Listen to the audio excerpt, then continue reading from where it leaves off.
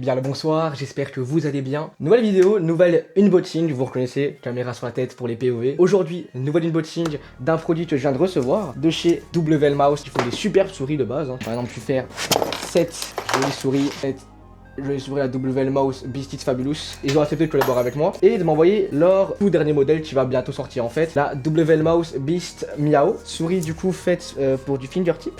Voilà. Je sais pas s'il y avait une ouverture facile, mais en tout cas elle était pas facile. Oh, attends. Oh, c'est génial. Bon, déjà de 1, la boîte elle est super belle, honnêtement. Voilà, on a un petit chat qui est mis juste là. Par contre, je sais pas si vous me voyez bien. Il y a une espèce de, je sais pas, un espèce de velours dessus. Je sais pas, je sais, mais c'est trop plaisant à toucher. C'est une dinguerie. On va directement l'ouvrir. Directement, on a une waifu. Voilà.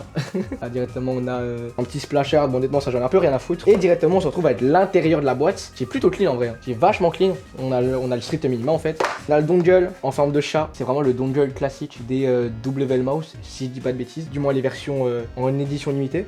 On a ensuite évidemment le petit dongle de base qui a d'ailleurs une petite tête de chat ici. Ça se retire, c'est bon. Je sais pas trop quoi en penser. Et ensuite directement, on a la souris. Du coup, la WL Mouse Beast It's Miao qui est assez belle en vrai, qui est classique. En vrai, on va dire les deux petites oreilles de chat mises juste là. On a aussi la molette qui a un petit pattern de pattes. Bon, déjà, on va faire un petit test solidité. Ok.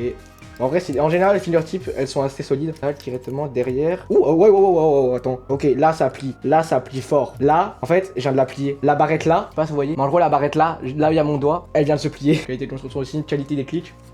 Simple, ils sont bons. La molette, légèrement crantée, assez facilement cliquable, et les clics latéraux sont bons, ils sont légers, rien à dire dessus par contre. On va continuer à fouiller la boîte. Ok, évidemment on a comme d'habitude tout ce que WL Mouse met dans les boîtes. On a deux paires de patins de rechange, ça c'est cool. Encore une fois une paire de patins, non ça je crois que ça c'est des grips. On a une espèce de paire de grips en forme de patte de change. Encore une fois deux autres paires de grips, ma foi, qui sont vraiment belles. Et ensuite on a un set de dots. On a ensuite la boîte, j'imagine, du câble. Bon, je vais pas le déballer entièrement car moi j'ai déjà mes câbles qui sont là, mais je dirais que c'est un câble de 1m50, 2 mètres comme d'habitude. Et on va ranger la boîte, qui est vraiment belle par contre. Je leur ai dit, mais elle est vraiment belle, je trouve, la boîte. On va juste faire un petit test de glisse et même de prise en main, car de base, moi je suis pas un joueur fingertip. Alors déjà de 1, moi, faut noter une chose, c'est que comme j'ai des mains vraiment petites en fait, moi je peux la clos. Donc vraiment, c'est un clos par contre qui est vraiment ultra agressif, hein, mais je peux la clos moi. Alors d'ailleurs, on a qu'un seul bouton, c'est le bouton on-off.